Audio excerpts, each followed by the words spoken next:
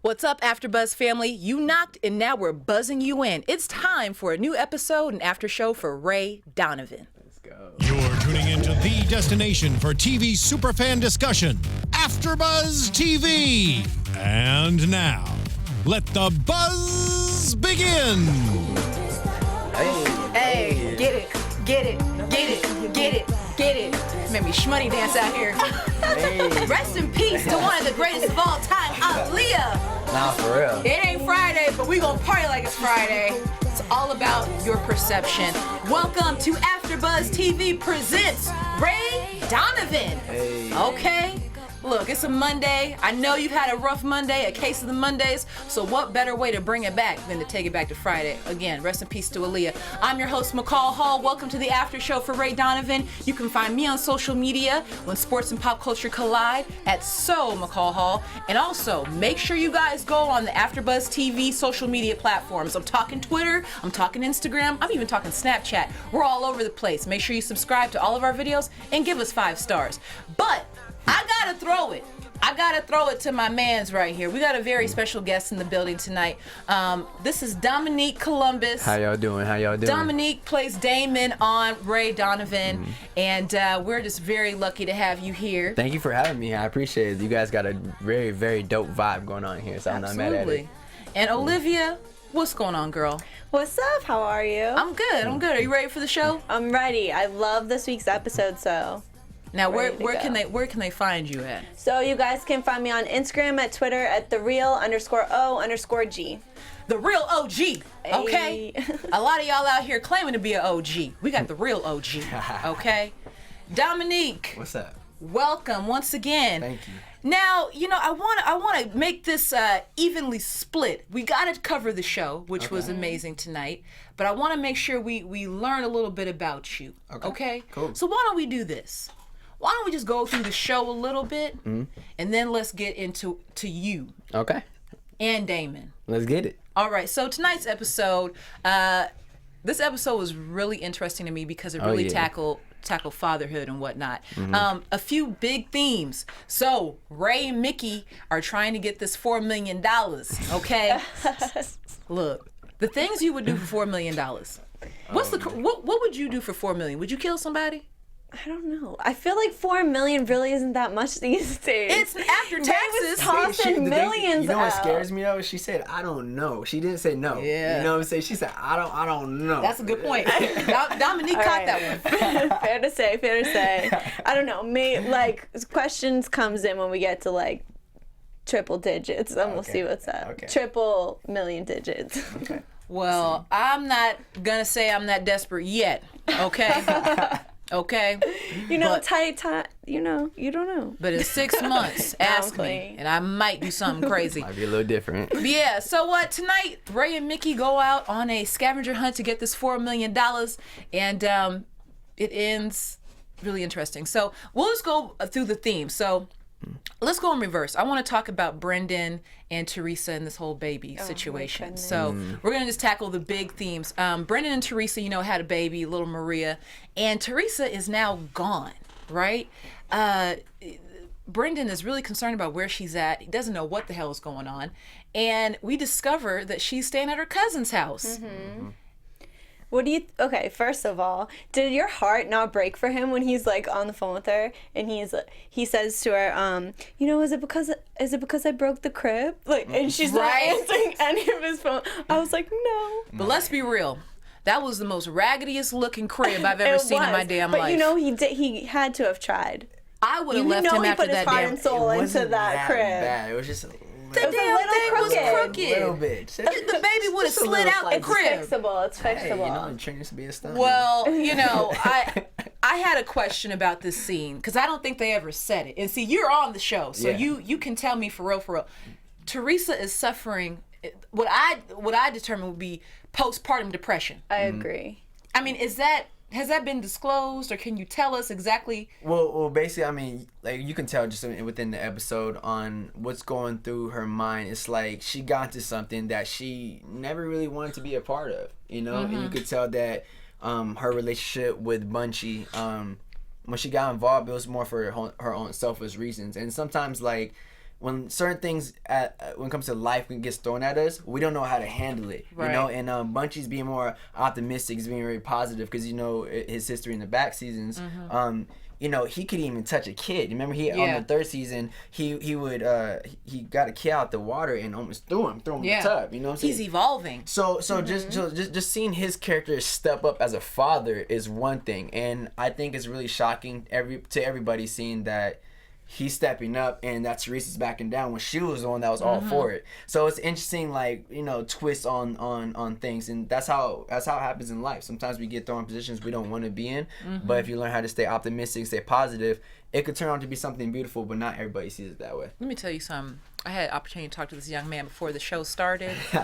I know he's an actor, he's a filmmaker, but brother man needs to write a book, okay? Because he's got me feeling all inspired and optimistic, and I just met him 20 minutes ago, okay? That's the purpose right there, so I'm glad you're feeling that. Now, Teresa says she wanted to stab herself, the baby, and Bunchy. I was a little thrown off by that. If that's what having a baby does to you, I guess I don't need one. I was definitely second guessing that one. I was like, That's no bueno. No bueno. So we find out that Teresa just can't handle it, and she leaves the baby at the boxing gym with Bunchy. You know, I kind of saw that coming. Did you? No, I didn't. Didn't? I didn't because I know women who have postpartum depression, and so my thought was, give her a couple weeks. Let her get all that out of her system. Well, you know, we still have the opportunity to see her get out of her system, but I knew right then and there when he walked out and she just left the baby on the floor that she was not about that baby that day. You know what I mean? So it's sad. Well, I hope everything changes, and you don't have to tell us. You know, no spoiler alerts. I'm not saying nothing. No spoiler alerts. No spoiler alerts. What else happened this episode? So Abby, in this whole breast cancer situation, she goes back for a second opinion. Was that her real titty? Yeah. Really? She's a method actor. Everything. Let me tell you something about Abby. Everything you see about her is completely authentic. You know what I'm saying? She is 100% like honest at all times, so that carries over in her work as well too. So that's her. I think she's an amazing actress. You know, I'm from Boston, and I was telling them before, like, some things that Abby says, I see my mom in her, you know? So she's like amazing. She's on another level, man. Another level for sure. I was just wondering about that. And as an actor, a seasoned actor such as yourself, you know, when you have to do certain scenes, I feel like it's probably more vulnerable. You know what I mean? Like getting a mammogram on television, or maybe even lying in a casket. I feel like those are things that would be a tough scene for you to do. You know what I mean? Well, I mean, at the end of the day, with whatever scene you got going on, you just got to focus on being in the moment. And you got to just focus on what's... Look, this is a tip for all you wannabe actors out there, okay? This is how you conquer a real life-threatening scene. How you do it? So at the end of the day, you just got to just be in the moment.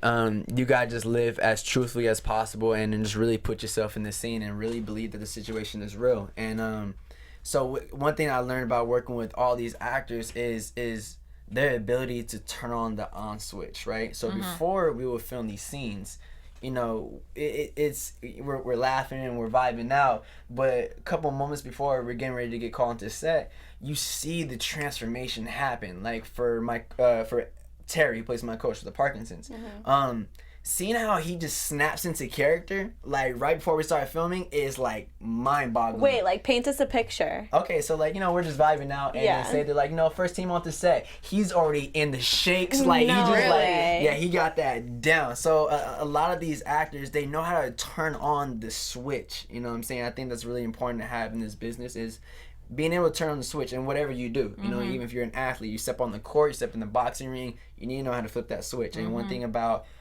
Abby, Terry, you know, Mickey, Bunchy, even Ray himself, they all know how to flip that switch, and it's just all about being in the moment. They kill that, so they're masters of what they do. Do you think you've evolved in that skill since stepping on set with them? Because I bet your level of professionalism, you know, I assume you've always been a professional, but I bet it jumped up working with them. You know what? Well, I've been telling a lot of people going through this whole process, it reminds me of being in high school again. And what I mean by that is, like, you know, when you're in 8th grade, right, you hear about all these things about high school, about, you know, the people that's going to be in there. You see and you hear all these things, but when you get there, it's like, okay, now I'm experiencing it. When you're a freshman, everything is new. You're getting to meet the new people. You're getting to see how things work, how the system is. And one thing about me, when I was in high school, I was a freshman and always hanging out with the seniors. And to me, these guys are like the seniors of high school. They know how things play out. They know how to go about certain things. They're just completely aware of how the whole dynamic is on the show. So it's like getting plugged in with the seniors.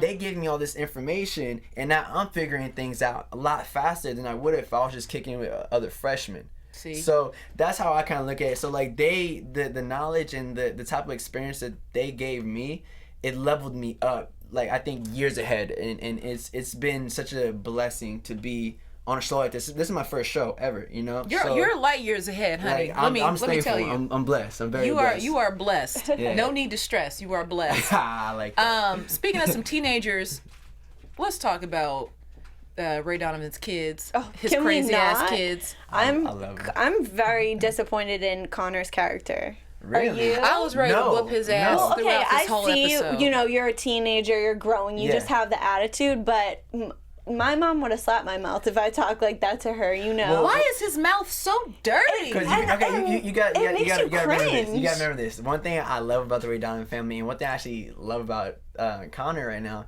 is he's in his own way. He's stepping up and learning how to become the man of the house. Because Ray is always out doing what he's doing.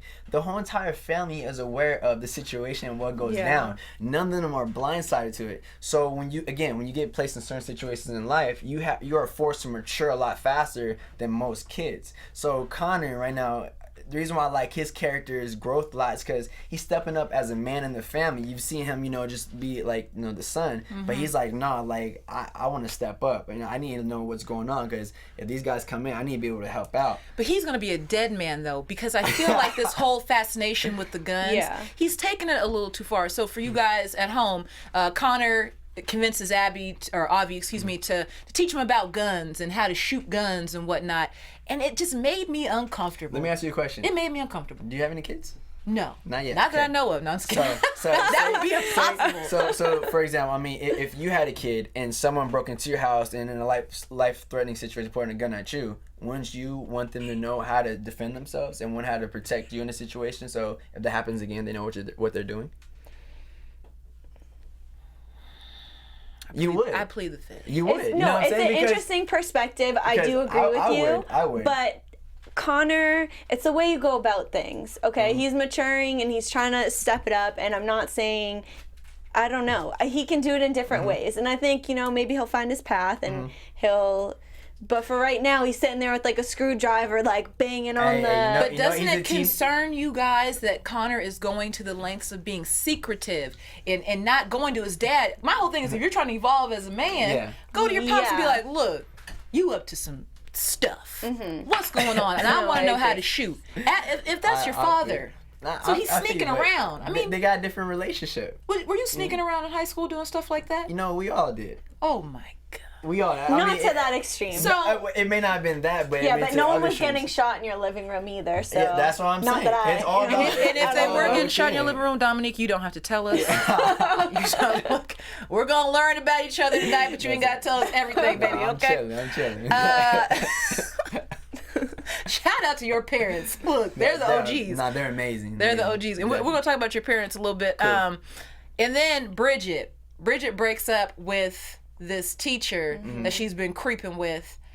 Can I just say I saw this coming? I saw this coming. What were they gonna do? Get married? Well, that's my whole thing. Typically speaking, That wasn't lasting very long. right? Like people who enjoy youth, you know, in a sexual manner, typically they are done with them after they reach that point of maturity. You know what I mean? So I saw this coming. Right. But that was just disgusting. I mean, that scene, hearing her break down how she found out this guy has a track record, made me very uncomfortable. Yeah. You know, did you see that coming? Did you truly think that he was about that before? Yeah, you came across Bridget? I knew that he probably was doing this kind of stuff and having sexual encounters with kids. It's a learned behavior. It's not. I'm not gonna say a learned behavior, but it's a behavior that becomes repetitive. Yeah. You know what I mean? Like it's like a part of your character. yeah, it's just what you do. You know what I mean? Like if you like kids, you like kids, and kids grow. So eventually, it's not going to satisfy you. Yeah. Okay. You know, Yeah, my for mom. sure. My mom's a psychiatrist. This is what she told me. Mom's put you on game. She put me up I on know, game. that's a great way to, understand it. Yeah. So she was being a silly ass. One thing I like in terms of like the writing too, why I thought was clever is it raised awareness on what type of guys are out there like that. You know what I'm saying? Because there's a lot of dudes that do go about things like that. So I just think that like, and from a different perspective, at least how I view it, it just raised like awareness on what type of people there are out there and how like you got to pay attention to their track records. Yeah. Because it says a lot about them. You have a sister, right? No. You don't have a sister? No, I got an older brother. Let's say you had a sister. Yeah. And you knew she was creeping around with a teacher.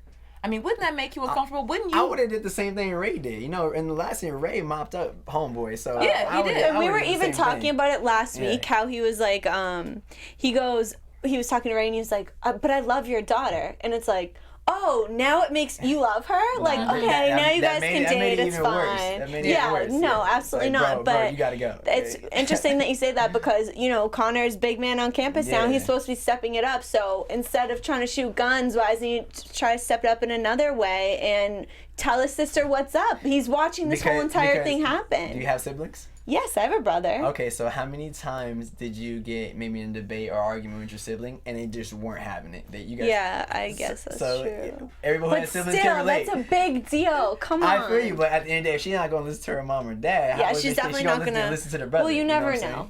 Well, let me just tell you this. I don't have any kids, but when I do, ain't none of that going down. No, not at all. Period. Not no. one bit. Not one Okay, bit. and I will have no problem pulling the trigger. Now I want to get into your scene. So we see Damon is late to training with Terry. And we get deeper into your character, I feel like, this episode. Yeah. Discovering, not only are you homeless, but like you are so dependent on the generosity of different charities and nonprofits and things like that, to the point where you're not even eating unless you go to the mission. Yeah. I mean, first of all, Go ahead. did you prepare for this role at all by being on the streets? Like, did you go down to Skid Row for a couple nights and just kind of see how they move and operate? I'm not gonna lie. So growing up, before I graduated high school in 2010, and after I graduated high school is when I really got serious with my acting and filmmaking career.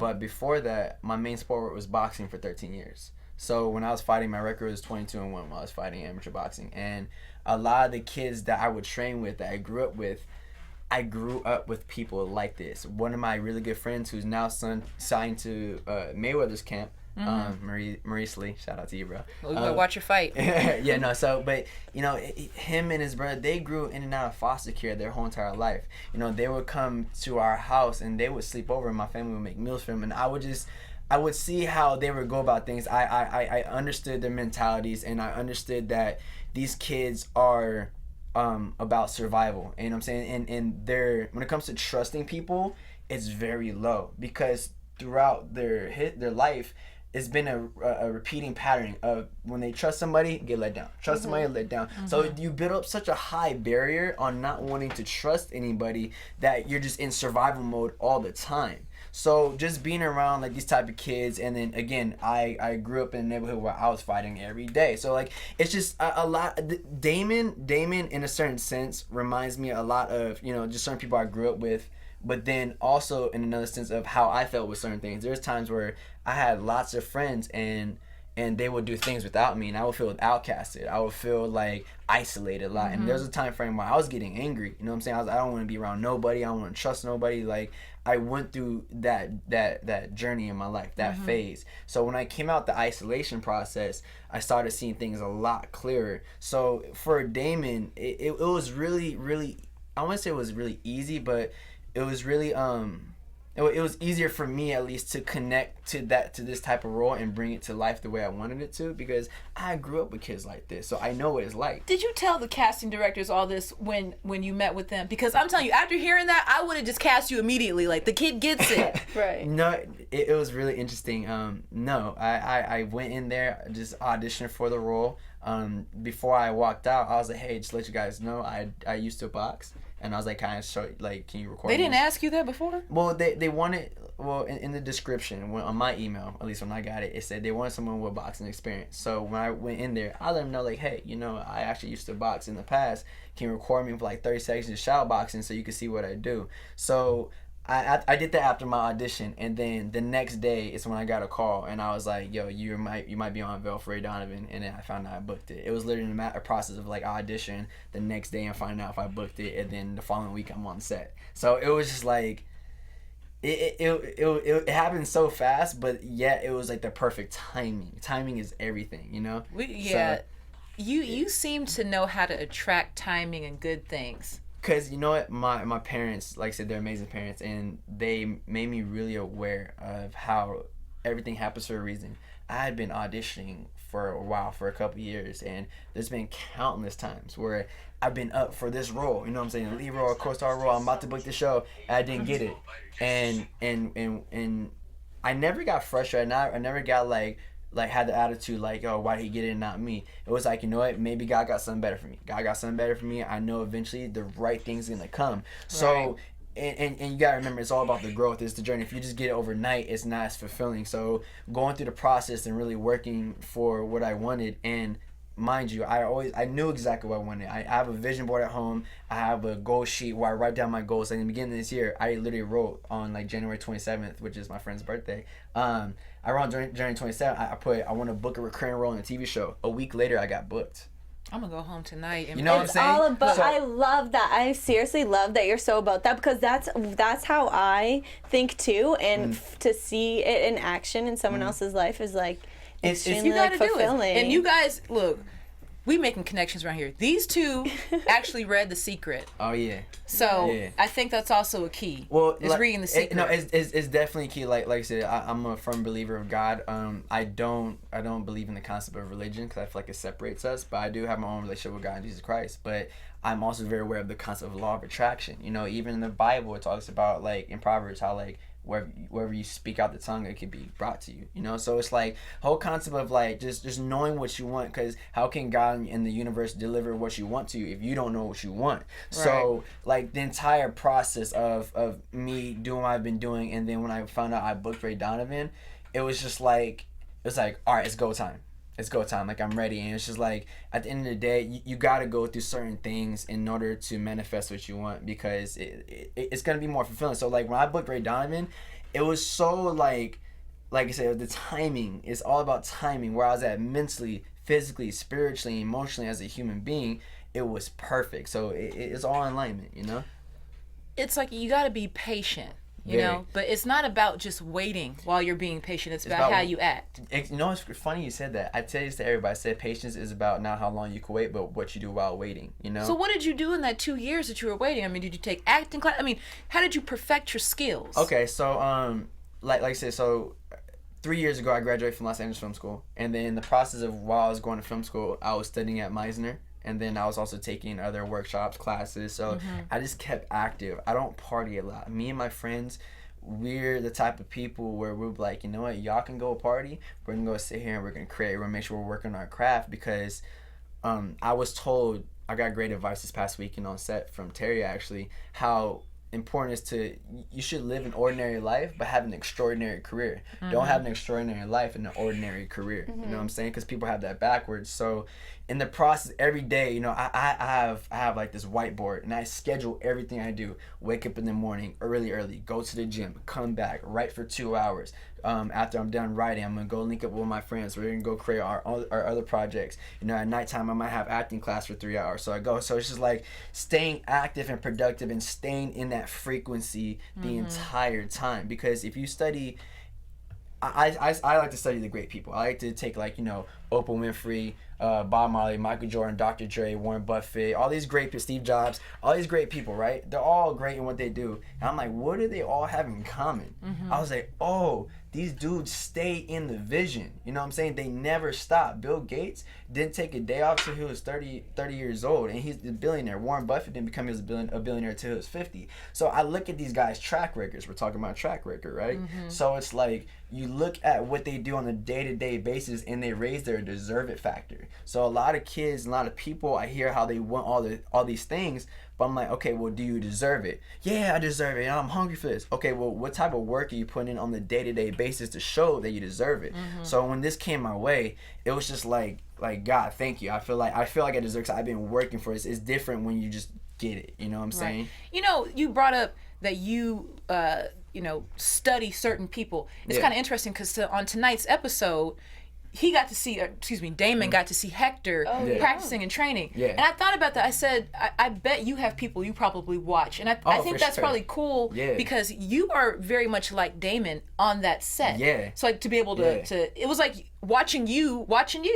In a sense, yeah. You know what I mean? Like you're watching this prize championship, fighter, and you're this young cat. You know what I mean? Becoming, So it relates. It definitely relates. I see a correlation. No, that's why it's perfect. That's what I say. It's timing. So like, and when it happens, it's gonna be so perfect. So I tell any creative out there, I don't even just say actor, like just know, like, because there are levels to being creative. There are levels to this. So whatever, if you're creative, whatever you want to do, just know that it's all about timing and patience. You know what I'm saying? You can work hard all you want, but it's all about timing. So, well, it's time to get into the meat and potatoes of this episode. Okay, let's get into it. Nicki and Ray. I love them. First of all, can I just say, this episode, I really enjoyed just seeing them in this van. Like having those scenes where they were just in the van talking to one another. Yeah. And you mentioned your parents. Like, do most of your good conversations with your dad come in a car? Because I feel like Ray and Mickey have some great conversations in the car. Definitely in the car, for sure. Because you know what? You got nowhere else to run. You know, like my pops, he knows that like if I'm in the car with him, I have to listen to him. Yeah, like, that's how they get you. I can't do anything. If I'm somewhere else, I'm like, Pops, I gotta go. You know, I can work on this. But like in the car, you're like, you gotta listen. So Mickey dropped a nugget of knowledge on Ray before they really got into this whole heist, if you will, of the money. Mickey told Ray, fatherhood is a riddle. And I thought that was really interesting because that is Mickey's life. You know what I mean? Like he hasn't done fatherhood by the book. You know what I mean? He's kind of manipulated situations to make himself a father, but in a very unconventional way, which is really a riddle. You know, like what did you guys feel about Mickey's, I'm not going to say evolution, but his vulnerability on this episode regarding letting Ray into his mind as a parent? I thought it was really interesting. I've been rooting for Mickey the entire time. I don't, of course, everyone messes up, things happen, but he's been trying to make a consistent effort to be a part of his kids' lives, not necessarily always in the correct way, sometimes encouraging, bad actions. You hear that, Boston? Encouraging. I'm trying to curb it. No, it's authentically you, bro. I love it. I love it. I don't know, and to finally see he and Ray connecting on that level, and Ray's finally Mickey tried so many times to just get in with Ray, and Ray never let him, and finally, I mean, they're not 100% there, but the fact, I don't want to jump to, the entirety of it, but the fact that Mickey really stood up and was like, you know what, I'll take the bullet for this one, that says a lot. Yeah, so Mickey's taking the bullet because they get this money from Pinky. Okay, first of all, that whole scene. He's another one over there. He's a few fries short of a Happy Meal, according to Mickey. That scene was really interesting because this fool was really going to burn out $4 million. Like, what the hell is wrong with you? I would have taken the 150. I would have taken the 150,000 out the bag. He was, but Mickey just did a Mickey just move. Mickey did just a Mickey being move. Himself. Yeah. Mickey being Mickey. So then they take off, and. So what do you guys think, about Sylvie? So shed some light to this whole Sylvie getting caught up. So they found Ray and Mickey because basically they set him up. The casino owners set him up, and you see that security guard with Sylvie, and he's got the gun. Yeah. Do you think like he shot her in the toe, or like how did she Wait, squeal? can we sort this out? So this security guard or whatever that's holding her hostage, does he work for what's his name? For Little Bill Buffalo. Prim. Yeah. Because remember in the I'm episode, calling him Buffalo Bill over here. you know what I mean? I know You what know you're talking what I about. mean. So during the episode, remember Sylvie was on the phone at the Yeah. bar, and she Yeah. looked over, Right, and there was right. security. They knew she was up to something. Oh, No, so they that do. was foreshadowing. Okay. They No, knew she was exactly. up to something. You got, because the thing is with casinos, man, it's a really small world. So you know, they just got stuff on lock, and Mickey has a track record and has a history and already got caught up in certain things. So it's just like that whole situation, how it's playing out, is very interesting. You know, it's very, very interesting because you just like you said, like for me personally, I think Sylvie, first of all, is an amazing actor because the scene of her. The fact that she was just so beat down, you could tell that she was in a position she really didn't want to be in. But how she still just delivered, like, "Hey, Mickey, yeah, come meet me here." Like, it's just, I don't know. She's a brilliant actress. So the way that whole scene played out, I was just like, wow. Because you know she don't want to do this, but Vegas, there's a whole nother set of rules out there. So when you get caught up in some stuff, you gotta be your P's and Q's. I just got She back knows from Vegas firsthand. last night. Your P's and Q's. Okay, and you're headed there tomorrow. And what is her name? Paula J. Patton that plays Sylvie. She's come a long way from Friday, y'all. Remember she was playing the Hoochie Mama in Friday? She's working. So I knew it was a setup, though. I knew it was a setup. A truck just randomly dropping a slot machine. That's what when I saw, as soon as you see the truck pull up behind them, you're like, what's it doing there? Yeah. It serves a purpose, you know, and I was just waiting.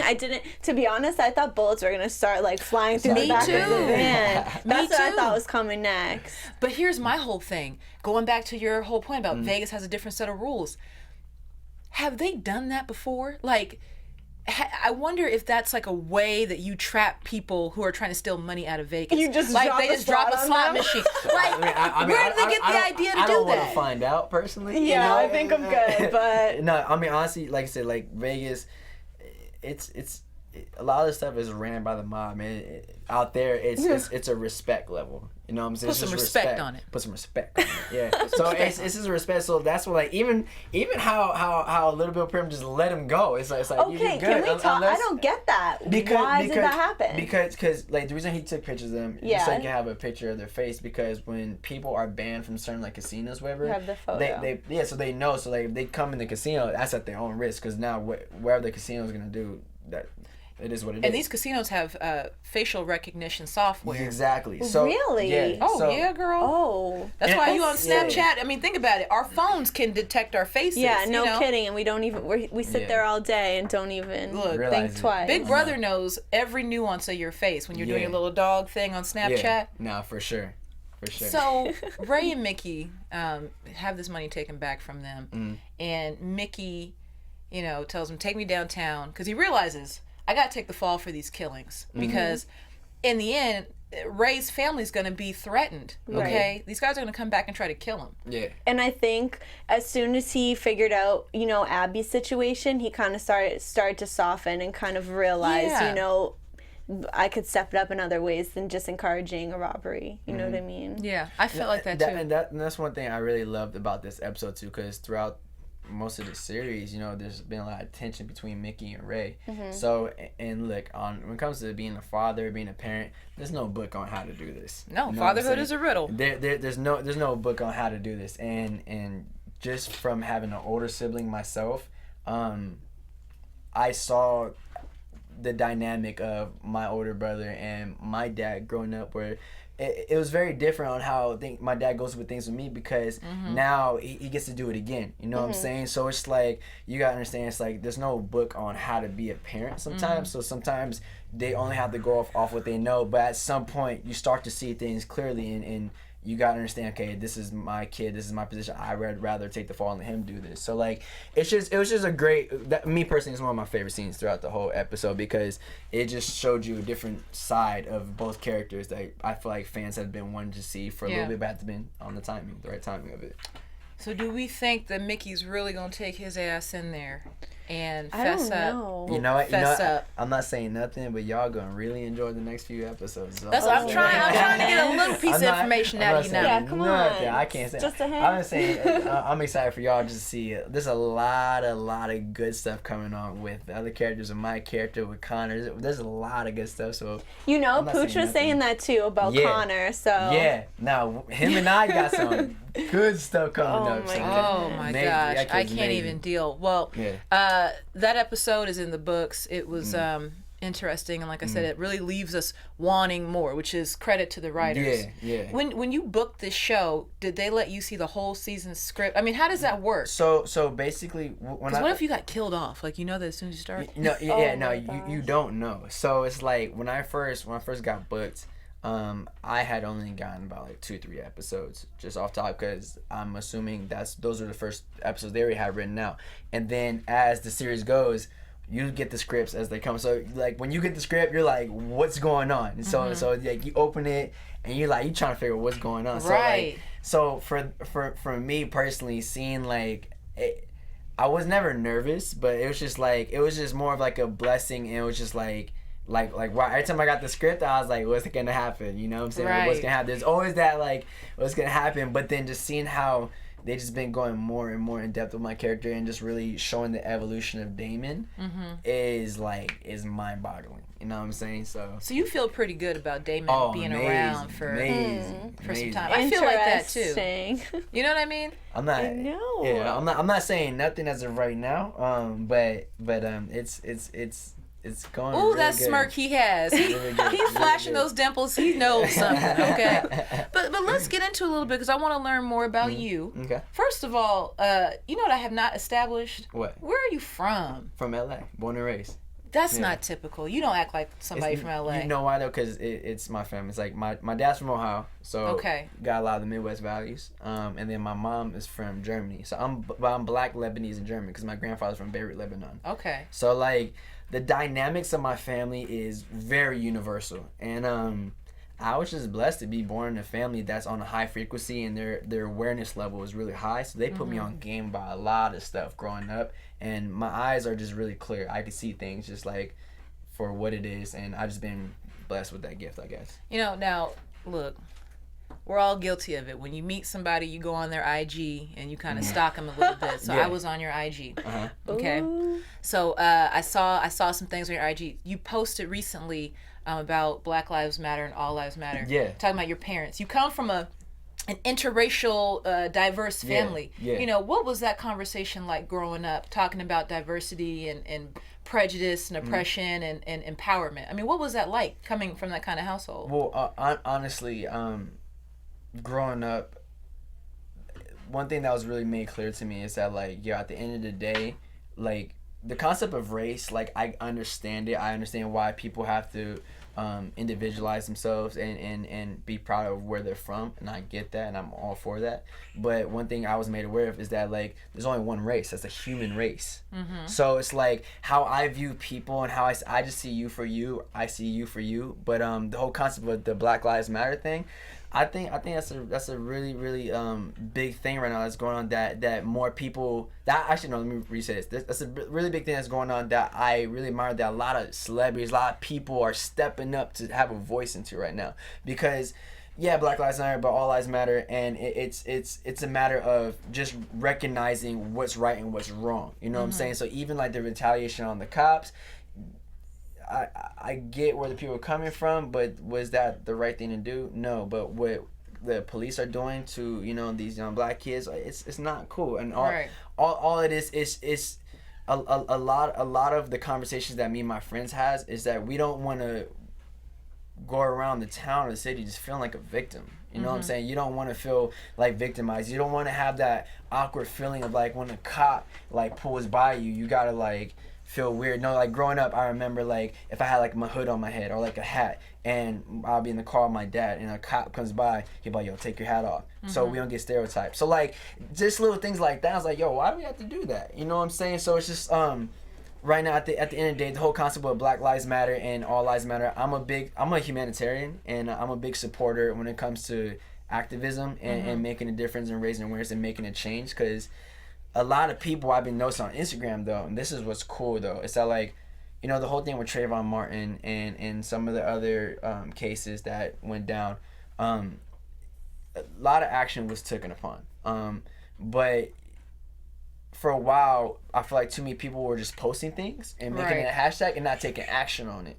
Have you had a conversation with your other castmates? Because, you know, there's a big debate right now. Should athletes and entertainers and people feel pressure to use their platform to speak on it? Is this something that has come up on set at all? Like, not on set, but it definitely comes up, you know, in well, at least with my friends, we talk about this. Okay. So this is really who you are deep down inside. It's not like you're feeling pressure from your contemporaries to. Nah, not at all. It's something that it's an issue that we definitely need to address and keep finding solutions to and just keep making actions on this situation. Because when it comes to like I said, like when people want to say no, they weren't really talking about that, but it was mentioned, it was brought up. You know what I'm saying? If you go on these other castmates like Twitters or if you go on their social media, you see them talking about it. So with other, you know, entertainers or athletes not wanting to use their platform, look, man, it's 2016. You know what I'm saying? And the old ways of not having to speak up, I think that's done. You know, so like, there's no better time but to speak up right now. There's no better time. So that's tell me this is totally off topic. Okay. Do blondes have more fun? Because he has a picture on his Instagram, a few pictures. You're blonde. Yeah. And now I only see a few tips. Okay, so that was a process. Okay, so let me tell you about that. Did they make you change your hair for the show? First of all, I changed it for the show. So like, first of all, because this is what happened. Honestly, 2 days before I found out that I had an audition for Ray Donovan. I was like, I looked at the role. I said, "There's no way you're gonna cast a kid with platinum blonde hair, right?" I mean, because it was platinum. I went with platinum blonde hair. It was just for a couple months, just because just more for fashion purposes. And I was traveling. I was wanting like a different look for a little bit. But for Ray Donovan, I was like, you know, I need to really become this character. So I changed my hair brown. I changed back to the normal color. But then throughout the season, it just kind of did its own thing. Okay. So that's like, it's a good look. But and they're cool with that. They don't care that it's. It worked for my character because you know, being homeless, you can't always keep tabs on your stuff all the time. Yeah, that's true. You know what I'm saying? So it worked out for me. I wasn't mad at it. So I think it added like a different like flair to my characters to kind of give you like the sense like, yo, this is because you know there's been countless times where I've gone down the road and I see homeless people and like the hair's all different type of colors. Oh yeah, and, like, I give him money all the time. I say go get a haircut. Now tell me this: you graduated from LA Film School. Yeah. You know, in his bio, he says he's an actor and a filmmaker. So, do you have any projects coming up? Yeah, me and my dad have two films we're working on right now. One of them is the Ken Norton story. Do you know who Ken Norton is? Did he create Norton antivirus? No. Okay. No. It's all, don't worry about it. It was a guess. That's a good guess. Good guess. Go ahead. Ken Norton fought Muhammad Ali 3 times. That's right. Yeah. That's so right. My dad, before Ken Norton passed away, my dad spent about like 9 to 10 years with Ken, and they became really, really great friends. And my dad learned all the ins and outs of his life story. Was your dad a boxer?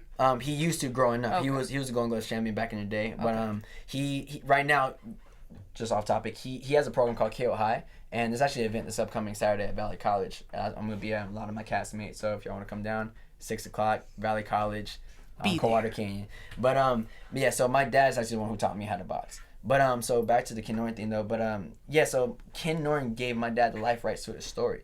So my dad and I, we actually sat down and we wrote the whole entire script. You know, we're getting ready. We're in 2 more days. Literally, the new rewrite's gonna be completely done. We got distribution for the film, and right now we're just in the process of just, you know, getting to pre-production and just finding the right director and just moving the steps forward. So that's one thing. But then I'm actually getting ready to direct and star in my first independent feature film.